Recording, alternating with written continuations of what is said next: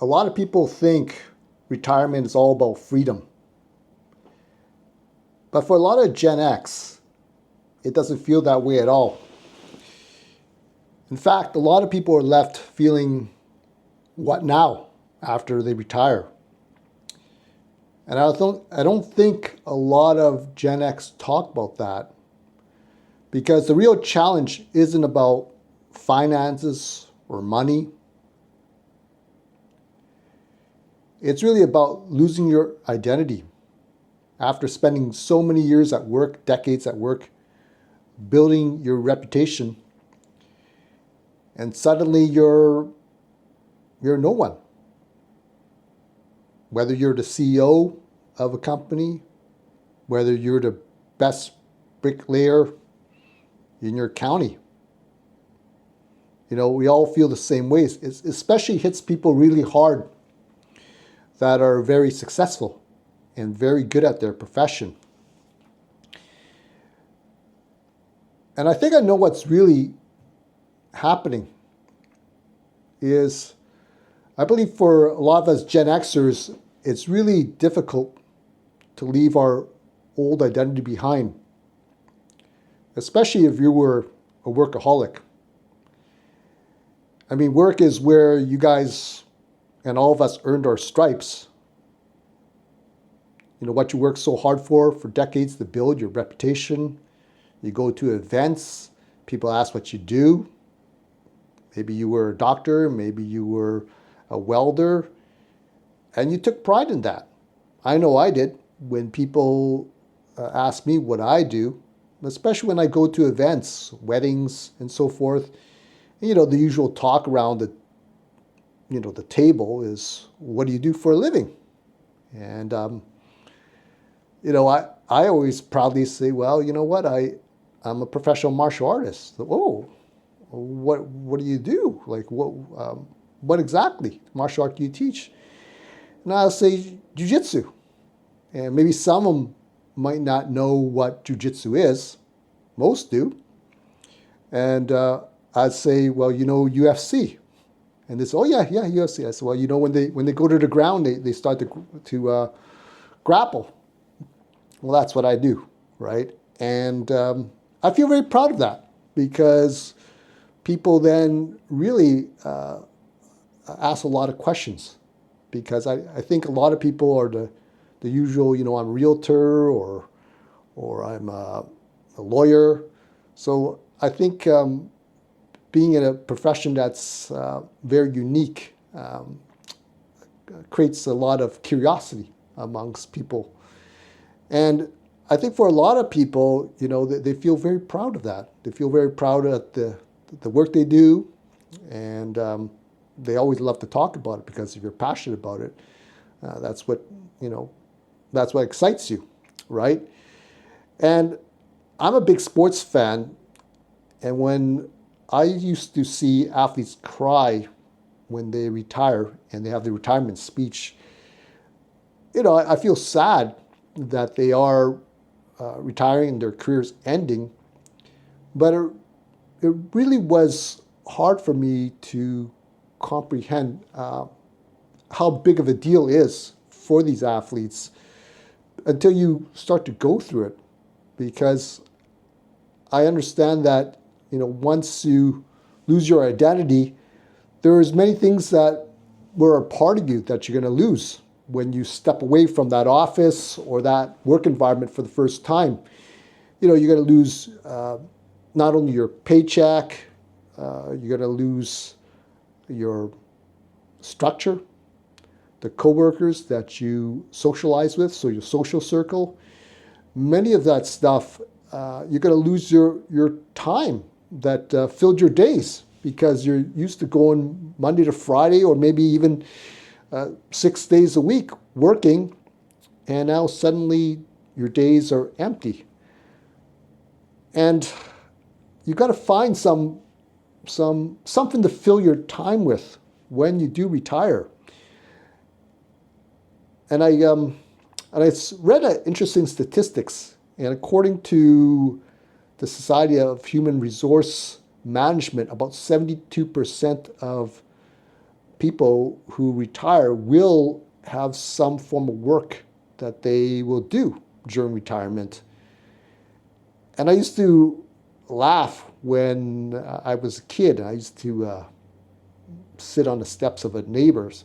He was a very nice old gentleman, and he used to say, don't retire, Raz, because. And I said, well, why? I thought, isn't that what you want, freedom? And he goes, no, because I know everyone that retires, they die within a few years. And I used to think, oh yeah, whatever, right? But now I can see why, because there's a big reason why many retirees are depressed shortly after retirement.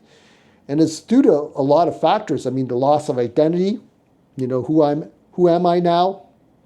Am I nobody? They have no clear structure. The days feel different because now you don't have an alarm clock to get you up in the morning, and you get up at any time you want, right? Which is great the first time around, and I love setting my own timeline, but I think you have to have something to get up for, right? And after a while, when you have so much free time, the freedom actually feels a little bit uncomfortable. I mean, you can only stare at the ceiling and watch so much TV. I mean, at least I can't tolerate watching too much TV. I need to be doing something, right? And a lot of the retirees, they don't have any roadmap, where they're going after retirement. A lot of people I've seen retire, they have no plan. They kind of just waste away, sit there watching TV all day, or they maybe go over to the casino, play the slot machines, and come back and watch more TV. And that's what you do for the rest of your life, and you just ride out the rest of your life like that. And some of you would say, well, no, I got lots of things to do. I'm ready to retire. I'm going to spend my time traveling and engaging and doing all this other stuff. And that's great if you have that all planned out. But even for myself, when I semi-retired a couple of years ago, I cut down my time I spent at my business to, I think it was about 5 days, but I was always working like 6-7 days a week, even outside of my business. And I started to cut that down to about 3 days of teaching. But I realized when that period from Friday to Sunday, or Friday to Tuesday, before I got back into teach the class again, I really missed my students. I really did. And when I got back in on Tuesday, I was ready to go, and I was so excited, and I felt the energy lift me up again. So I realized then it was not cracked up all to be, right? To retire and have so much free time. You really do have to plan it out. And so that's why I decided, I'm never going to fully retire. I'm going to semi-retire. Now, there's people that say, Raz, I hate my job. I hate my boss. It's caused me so much stress. And I'm ready to go. Fair enough. I do understand that there is a lot of people like that. And I'm going to share with you that's not a bad thing. And I'm going to share with you just later on in the video some of the things that you can do if you do really hate your job and you want to make the next transition. But before I go there, I want to share just a story from my father. I mean, my father was very goal-oriented. And ever since he was young, that's all he ever wanted, was to be successful. And he drove himself to be successful, working a lot of hours, a lot of hard laborious hours. And about a year ago, he finally passed the business on to my brother, a business that my father and my mother built from the ground up, from our home. And I thought he would be happy with all, the retirement, but he ended up being very, very grumpy. He sleeps till 3, gets up, goes to casino, maybe visits a few friends, hangs out, and then he comes back home again. But it seems like the life just got zapped out of him. And I hated seeing him like that, and I really, it really made me rethink my retirement strategy and so forth. Another story is I had a cousin. I just had coffee with him not that long ago, and he was recently laid off from his job. A very stressful job. He's very stressed. His health was deteriorating because of the job, and he was so glad to leave. And when he did get the package, he's now enjoys his life. He goes doing the things that he wants to do, spends a lot of time in the woods, camping and snowshoeing, whatever he loves to do. But he's also, forced to ask, well, what he was going to do next, because I asked him that, and he wasn't sure, because now was he going to have enough to stay in an expensive city to live, or was he going to move to a cheaper area in the country? And so those things he still isn't sure. So he's kind of up in limbo right now. Is he going to go back to work sometime, or he's going to take on some part-time work? It's uncertain. So he's got the finances pretty much down pat, but it's just the plan on where he's going in retirement is another issue. I think just seeing all these experiences made me realize that I need to have a plan myself, not only from a financial standpoint, because that's what everyone always talks about, is do we have enough money to live till the day we're no longer here? But nobody really plans for, like, what will I do for those retirement years. I mean, you never know. I mean, you could be healthy for the next 30 years, right? It's not all doom and gloom. I think a lot of people think, oh, I'm just going to waste away and slowly decline. It all depends on how you make it. I mean, you have to look at the next phase, retirement, as another opportunity for what I call reinvention of yourself.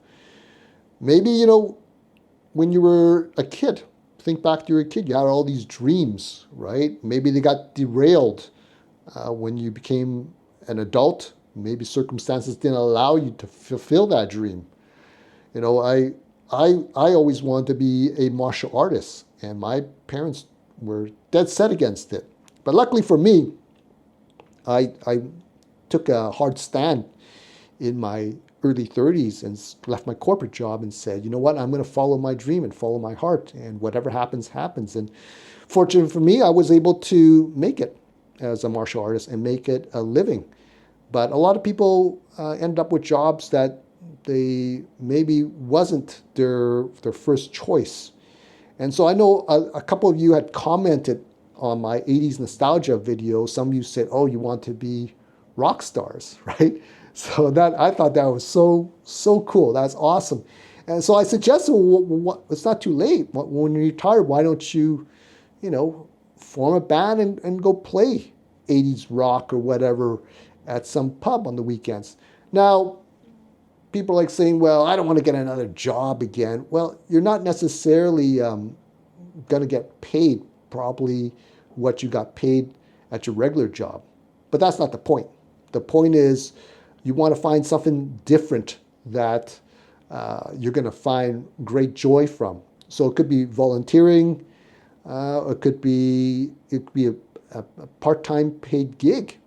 Maybe something that you always wanted to do. I thought of all these things when I was going through semi-retirement, because I thought, okay, well, will I teach martial arts for the rest of my life? Yeah, pretty much. But will I do it full time? I don't think so, because I decided, you know what, I'm gonna do other stuff. And I always wanted to be involved creatively. So that's why I started this YouTube channel. And I want to start an online business, online hustle. And that was always my dream for a long time, for decades, that I put off. And, I was humming and hawed for years. I dabble in it, in and out. And finally I said, you know what? I got the time now. I'm going to commit. I'm going to research. I'm going to study how to do it properly. And here I am today, creating content for you guys. So you have to look at, a lot of those things, people that retire, it's an opportunity for you to do the things that you never got to do. I mean, for example, Doug Flutie, he when he retired from football, it wasn't the end. He went to broadcasting, but I think a lot of people didn't know that he actually formed a rock band with him and his brother. And I think Doug played drums, and they just played at local pubs for the fun of it. And I think it brought him real great joy. So you have to decide what you want to do, maybe a part-time gig that you get compensated for, or to volunteer. And the main thing is you're doing something that you like and enjoy, and brings you great fulfillment, and gives you purpose as you enter the next stage in your life, which is the retirement years. So I'm curious about this, and I'm wondering how many of you Gen Xers out there are thinking about retirement, and have you thought about what retirement will look like, and what is the hardest part for you? So comment below. I'd love to hear from all of you, and if you found this video helpful, please hit the like, subscribe, and share button, and check out my next video. I'll see you next time, my friends. Take care.